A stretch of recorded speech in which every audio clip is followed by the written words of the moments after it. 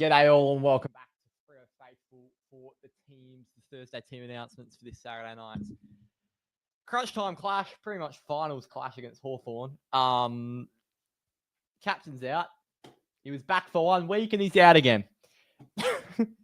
You look back on the timeline of Alex Pearce from the start of the winning run we had.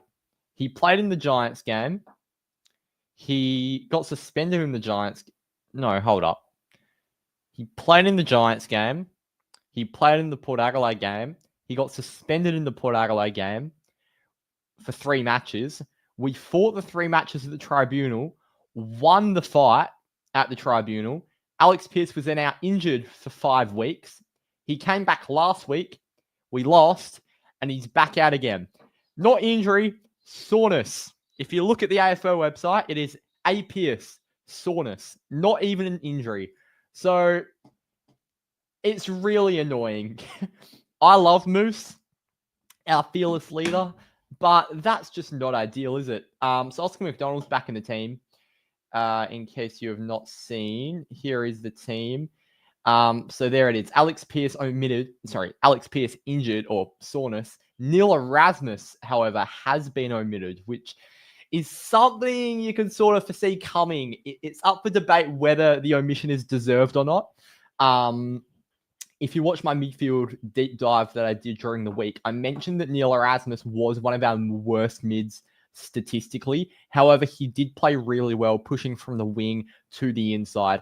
They must not think that there's enough threat on the wing to have Erasmus out there and equalize with whoever pushes into the middle.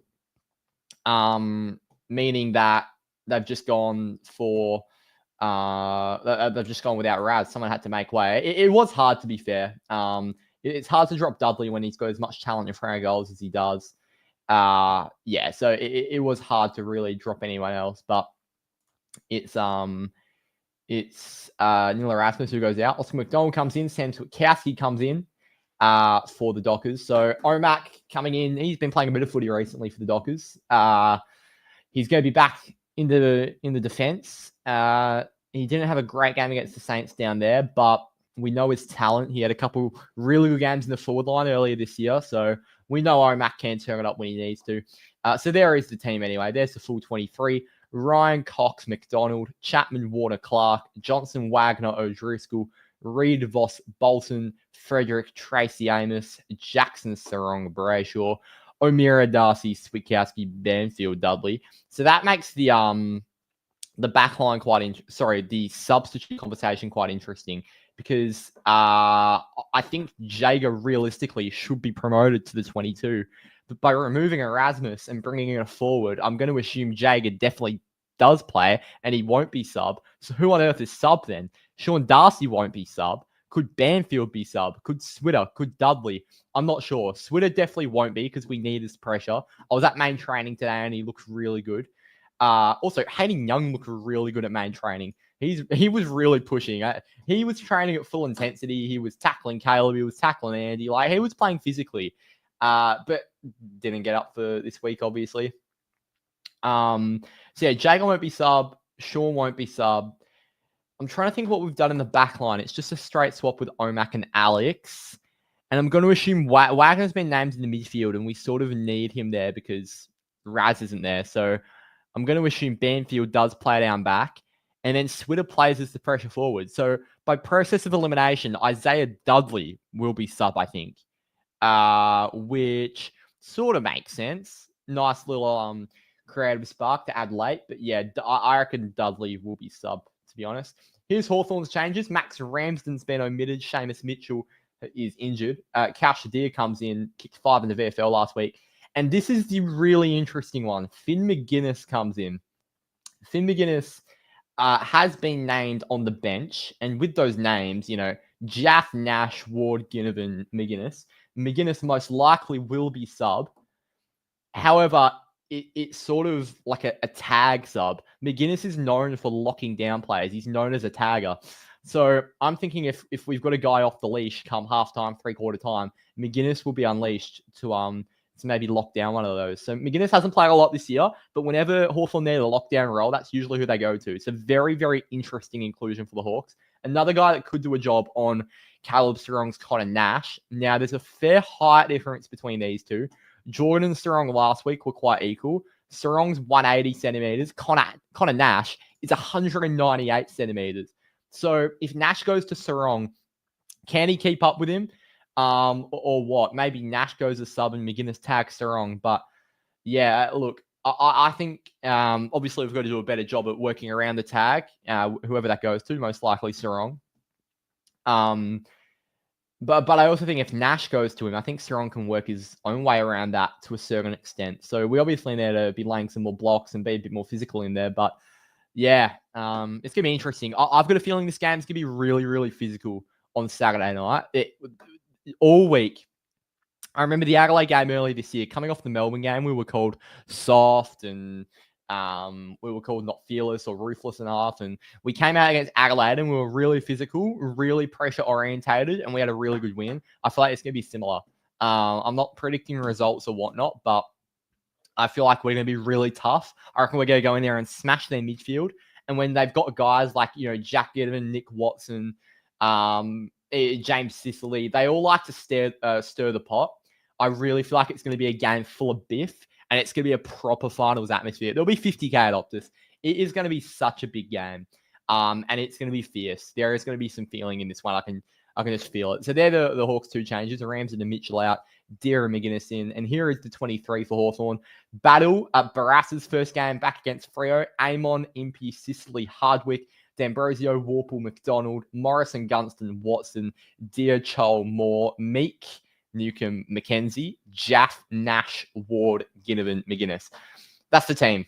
Yeah, interesting. There's a few interesting ones. I'll get into chat in a second, but before I do that, I do just want to quickly get onto matchups because again, it's an interesting one. So Connor Nash likes to play a defensive mid sort of tag. He'll probably go to Serong. It's an 18 centimeter height gap, like almost a whole ruler.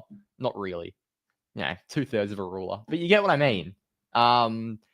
So Caleb Serong could work his way around. Nash is a very, very different tagger. The other option, as I just mentioned, is McGuinness starting in the 22 and tagging Serong. I think that would make more sense, but also looking at their bench, McGuinness looks pretty likely to be sub, so I'm not sure what's going to happen there. Our backs on their forwards, Brennan Cox will take their best forward, but it's probably Jack Gunston, and he won't go there. So Coxie will probably go to Mabby or Chol, and Oscar McDonald will go to Cowshadir, I'm assuming. Luca Ryan will take Jack Gunston. You can lock that in. That's as obvious as it comes. And then the small defender matchups are really interesting because this is where they can really hurt us. So Dylan Moore starts half forward, but likes to push up to stoppages. I think the best guy that could probably run with him is probably a Jordan Clark, because Clark, he likes to push up himself anyway. So I think Clark will get Dylan Moore, and I think Carl Warner will get the job of Jack Ginnivan. It's hard to say. Maybe Watson's shorter than Ginnivan, obviously. What's the height difference? I'd be interested to see. So Watson's 170, Ginnivan's 185. Ginnivan's 185. He's basically a medium forward. Okay, so let's just say then. Let's say that Chapman takes Ginnivan. Okay, let's say Cox takes Chol, McDonald takes Deer, Ryan takes Moore, Chapman takes Ginnivan, and Warner takes Watson. They're my expectations. In the midfield, it's going to be a really interesting head-to-head battle. As I've already mentioned, the tag watch. But then they've got some bulls in there of their own. John Newcomb, James Warple. A very talented midfield. But, with the talent we've got, we really should be able to work our way out of that. Corey Wagner, I'm expecting to tag John Newcomb. I think we're going to run a hard tag on Jai. Last few times that Wags has tried to tag someone at Optus, it has worked. Nick Dacos, all those weeks ago, locked him down fantastically. So I think Wags will get John Newcomb. I think he'll return to his tagging ways. And then their backs on our forwards. Barras, I doubt we'll get Tracy. He'll probably get a Voss. Barras just isn't the lockdown guy that goes to best forward from memory. He's 197. Battle is 193. Sicily will probably take an Amos. Battle, I think, will take Tracy. I think that's the one they'll go for. But it's an interesting one. They've got a really weird dynamic in their back line with their tools, especially Battle, Barras, and Sicily. So I'm not sure which one will play as the interceptor and which one will lock down on JT. So it's an interesting one, certainly. But that backline matchup, our backline versus their forwards, is such a huge watch with the amount of small talent they've got and the inclusion of Cashadir and sub-watch as well. There are so many interesting things going into this game. The inclusion of McGuinness, Alex Pearce being out of the team, Switter coming back in. There's so much to work with. All right, let's get into the chat now. Let's get into the chat. Where's Will? Luckily, that is sarcasm. Maybe it's not. Maybe you're a big Will Brody fan. Switter's back. You like it? Darcy sub. I would vomit in my mouth. How did we come to the conclusion to omit Erasmus? I don't know. Someone had to go, though. We were going to complain one way or another who got omitted. Basically, it was between Johnson, Dudley, Erasmus, and O'Meara.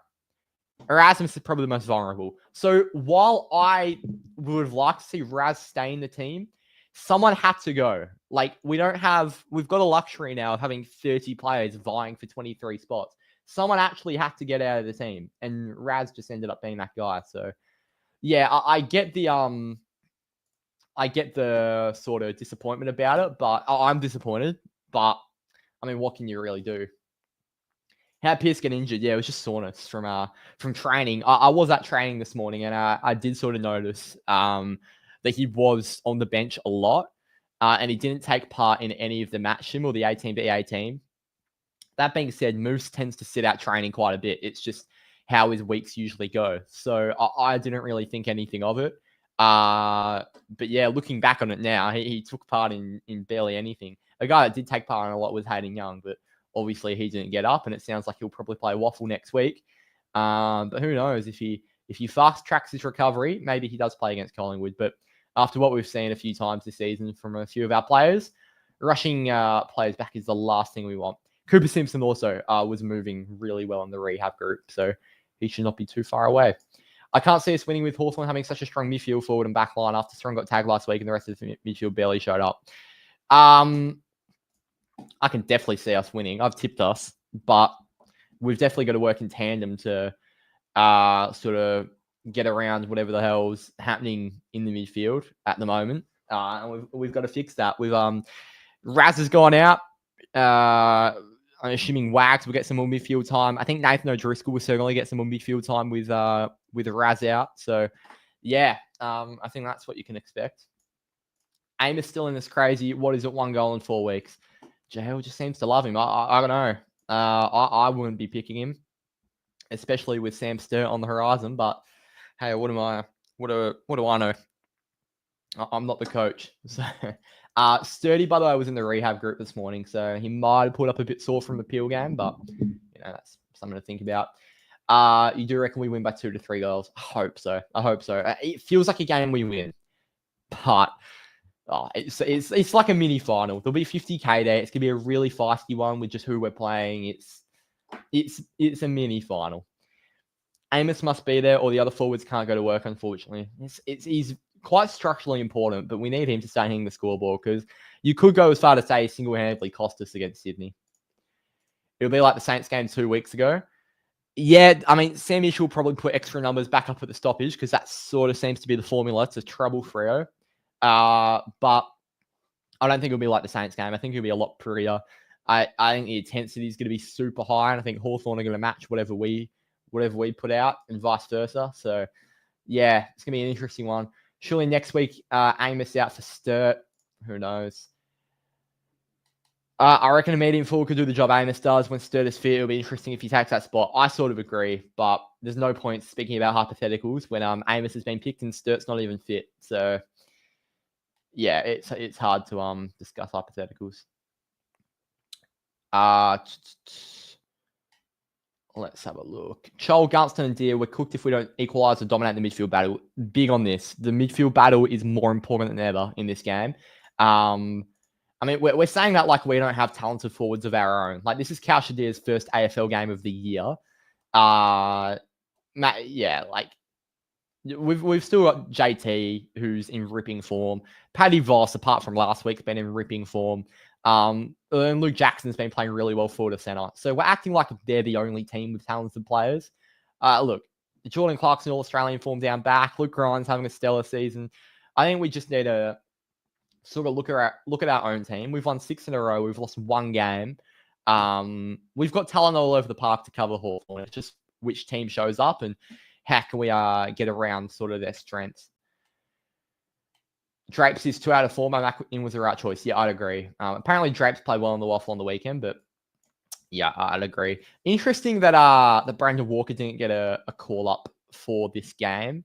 They've got so many good small forwards, Hawthorn. I was thinking maybe Walker comes in to play a lockdown role, but I think we're pretty happy with Carl, Geordie, and Luke Ryan and Bailey Banfield at the moment.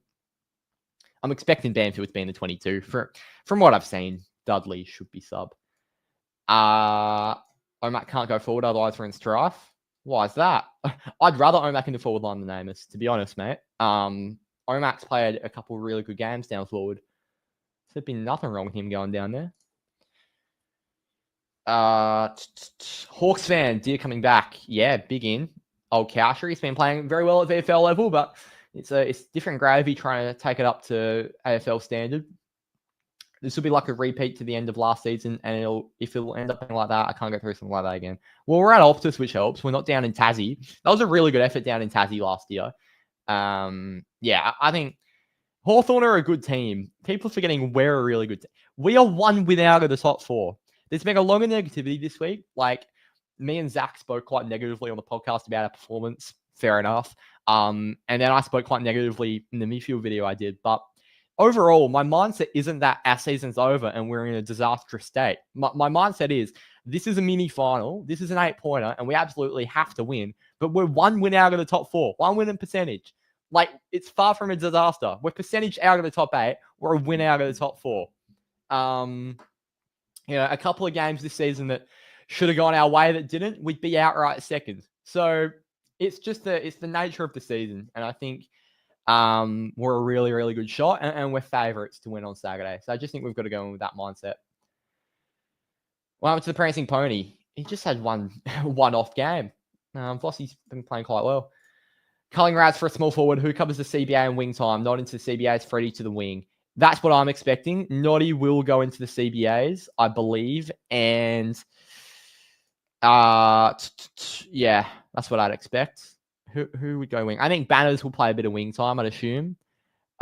Freddie might play a bit of wing time. Same with Carl Warner. He's lined up there a bit. So we've got options, but I think you can basically pencil it in that Nathan O'Driscoll will be playing a fair bit of midfield, given the selection. I think Erasmus will leave at the end of the season, even though he has said he's willing to fight for his spot. He's waiting for opportunity. We've given big opportunities to other young players. He's the most vulnerable, though. I agree with you. I think he will leave. But it's not like he was... I thought he was playing well, but he wasn't like our best player each week. And I think Matt Johnson offers more physically. So I've been a big fan of Raz, but I completely can see the logic behind the omission. Yeah, Dudley will be sub. I can pretty much... Well, I think most people can work out. Sorry, I'm about 15 minutes behind on chat, by the way. I'm just catching up. I'll get to current time soon enough. Watson and Ginnivan may have a field day without Walker. Well, we could have played Walker, so we've chosen not to. So it's not like it's a forced change. Carl Warner's been in some great form. There needs to be a bit of positivity, guys. Come on. What is this? This is such a negative chat. Like, this team we picked is really good. Like, apart from Alex Pearce, it's a good team. We've just won 6 in a row and lost 1.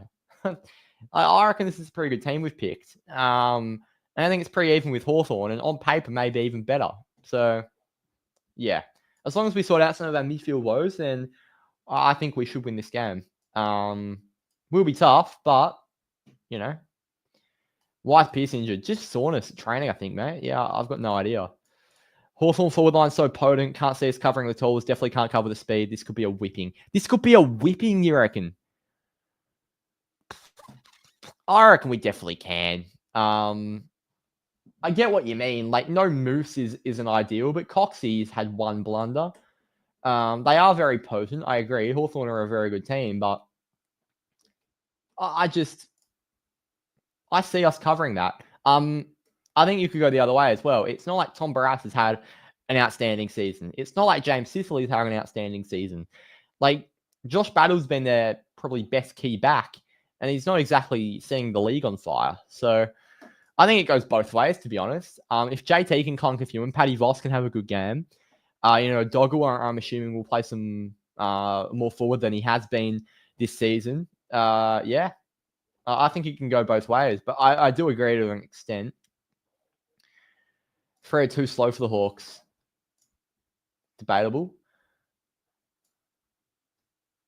The Hawks are very good. I'm not saying they're not good. I just think we're also pretty good. Look, I'm happy to eat my own words and say you guys are right if I appear on the fan cams after a 10-goal loss. But I think we've got a real good shot. It's going to be chaos. It's going to have to be our chaos. Like, JT can play against any key back in the comp, so that's one thing. And then our smalls are going to have to get to work. And we've got fucking Shea Bolton. Sam Switkowski's back. Our pressure rating goes through the roof whenever Switter's back. And even this season, I think he's been pretty good in front of goal. So, yeah, I think Noah, give us hope. I'm trying to steer the positivity train. I see all these points you guys are making. I see where you're coming from. Like, Hawthorn is such a good team, and their weak links are very, very hard to spot. But I really think that we can match them on the day, and I really think we can beat them, especially at home. This isn't even our hardest home game so far this season. You think about, like, we played a rested Collingwood team earlier this season at home, and they were still a very, very good outfit they'd put out. And we didn't lose. We lost by about 2 goals. So we can match it against good teams. And our team that day wasn't very good. Freo backline is too slow for the Hawks forward. Hawks go on a hot streak. We are stuffed. That's a hypothetical, though, if they go on a hot streak. Let's just prevent that.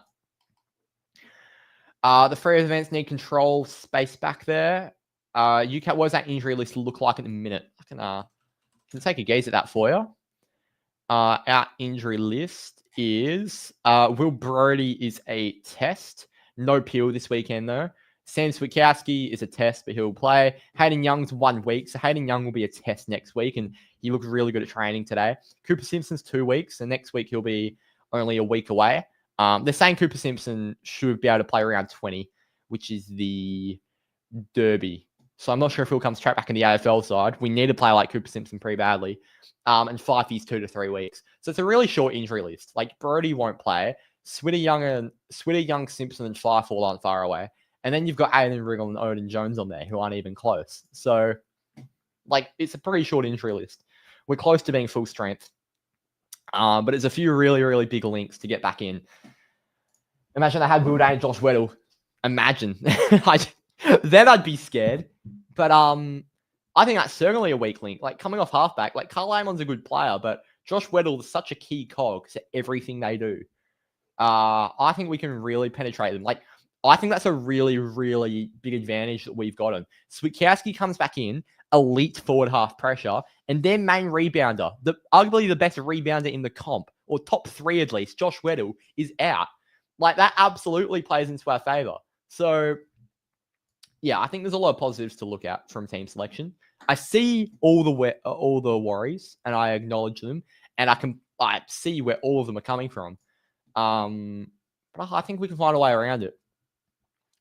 How did Will Brodie do in training? I actually didn't see Wiz. I'm not sure if he was out there, if I just didn't notice him. Hawthorn's transition games, top shelf stuff. Fremantle have to come in with hard pressure tackle. Yeah, exactly right. I think the inclusion of Switter really plays into our favour. Who impressed you at training? Well, Hayden Young really caught my eye. I can't believe he was playing that well or training that hard. Straight out of a lengthy hamstring injury. He's only been back in the footy program for a week. Who else impressed me? JT played quite well. Jai Amos really impressed me. He was clunking them and he was knocking them down from 50 on tough angles, set shots. So if Jai plays like he trained today, then maybe he's back. But yeah, Jai played really well. One player that really didn't impress me was Oscar McDonald, so it's not ideal that he's back in the team, but, Omac can perform on game day. Maybe if we had Pitt. Well, Moose didn't have a great game last week, and we only lost by under 2 goals, and yeah, I don't know. I get all the worries, but I really don't feel like we've put out a weak team. I feel like it's a good team. Exactly right, Josh. You honestly don't see Walks getting into 2020 more this season. Feel like the back six is set. I see it, yeah. There's a chance Walker doesn't come back in. I feel like JL probably wants to include him back in because he knows Walks gives us a really different dynamic back down there, and he's probably our best lockdown. I mean that's arguable now because Carl Warner's a bloody brilliant lockdown defender, so you can make that argument on who is sort of the best in that category. But yeah, it's interesting. Murphy Reed loves a big game. Well, he hasn't kicked 4 in a while. He goes 1-1-1-1 4 1-1-1-1 4. So maybe Murph's due for a 4. Let me see Murphy Reed season. Murphy has gone 1-1-1-1-0 4 1-1-0 1-1-1-1 0-0-4. So it's 0-1 or 4 for Murph. He's due a 4. I tell you what, he's due a 4. Lock it in. Murph's kicking 10. I'm really confident about this, more so than last week. I'm the same. I'm more confident about this week than last week. Yeah, I'm on the same page, man. Yep, McDonald in. No problem with it. We do have some quick smalls. Yeah, we do. And probably our slowest small would be Murphy Reed, but he makes up for it with his IQ. And Isaiah Dudley's not exactly super quick, but he'll be sub, and he'll just be a really clean sort of player to have in front of goals. So yeah, I think Freo need to start tapping into advantage and gather low ground. Yeah, the rucks need to get to work. I'm not sure who's going to have the ascendancy over Meek. I think Sean Darcy probably has a better chance of winning the battle with Meek than Jackson does, but maybe that plays into our favour. Jackson will spend more time forward and as a rover. I don't think the media helps fans' confidence. Yeah, I know. The media's been so negative this week around us. JL had a ping at David King in the presser today. That was funny. If we get absolutely hocked, how much heat would JL be under? Well, if we lose by under 2 goals, it will remain the same. But if we get absolutely hocked, then I'm saying he's under a lot of pressure. And I'd say if we get absolutely smashed this weekend, JL's got a 30% chance of surviving post this season, in my opinion. Hayden Young will be back. Well, he might play Waffle. That was flagged. But yeah, he should be back playing some form of football. He should be back playing some form of football next weekend. He isn't, but he has gone a bit hard, Kingy.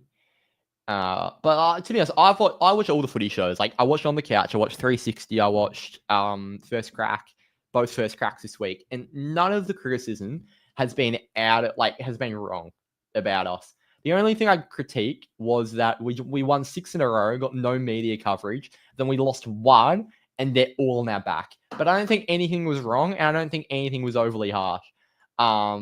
Yeah. The thing is, it sucks because I think Jail's a really nice bloke. I think the Jail's much loved by the fan base as a player and as a coach. But in terms of how he's actually performing as a coach, it's certainly up for debate. But hopefully, all that chat gets put to bed if we win our 7th game in 8 weeks. Because if you look at it like that, if we beat Hawthorn, we've won 7 and 8, and then you're like, what was all the pressure for? Murph's due for a 6. We were due a loss now that we've had that. Yeah, yep, exactly right.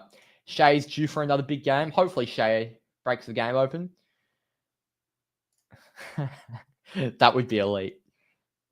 Not lose our cool, bring the pressure. Yeah, I think we will lose our cool. I think there's going to be a few melees. Melee, is that how you say it? I think it'll be a bit of biff. I think it'll be a feisty game. Just the nature of it, the nature of the tag, the nature of who we're playing.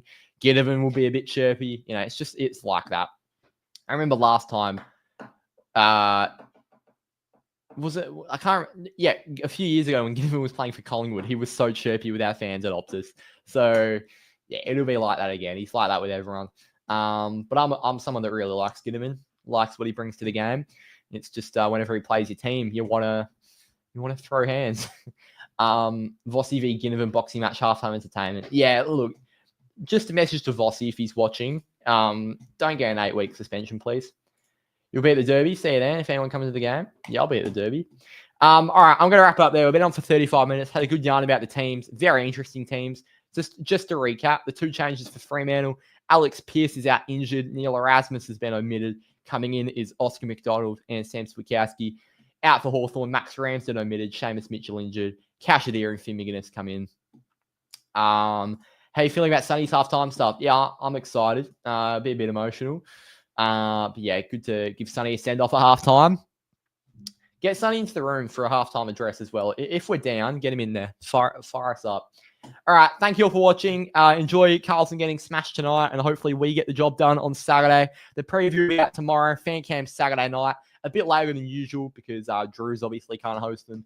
But yeah, I'll have to get back from the game and do them at about 10:30 at night. I'd estimate we'll be going until well after the midnight. So preview tomorrow, fan cam Saturday night / Sunday morning. And then pod on Monday. I'll see who I can get on. Maybe Zach again, maybe someone else. Thank you all for watching. Up the Dockers. I'll see you next time. Cheers.